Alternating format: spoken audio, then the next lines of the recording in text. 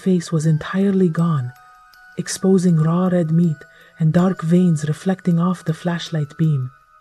Then she noticed something black dripping from between his teeth as he chewed slowly. He was eating her chickens while they were still alive. Sarah doesn't even remember dropping the flashlight. All she remembers is running toward the house with everything she had, like her life depended on reaching the door before that thing caught her. When she reached the house, she slammed the door behind her so hard the whole frame shook. She threw the deadbolt, grabbed her phone with shaking hands, and dialed 911.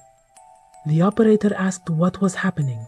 Sarah tried to explain about the boy, about his ruined face, and about him eating her chickens alive.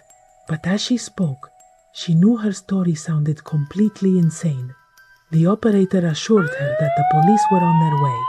Sarah sat in the kitchen with every light in the house turned on, clutching a butcher knife from the drawer while she waited. About 20 minutes later, the police arrived. They had flashlights and radios, and they began searching the entire property. Sarah watched them through the window. After a while, they came back to the house. They told her they had searched the coop thoroughly, but it was completely empty.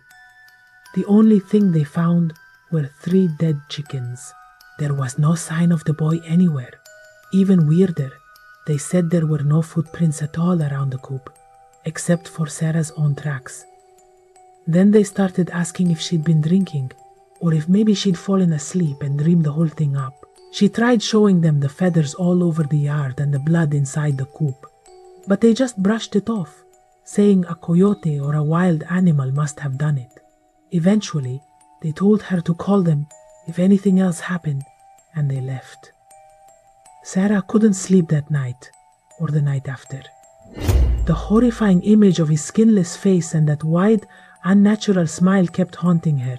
Weeks passed, and even today, every time she walks into her kitchen, she feels like he's still right there, sitting in that same chair, pushing his food around with a fork without taking a bite.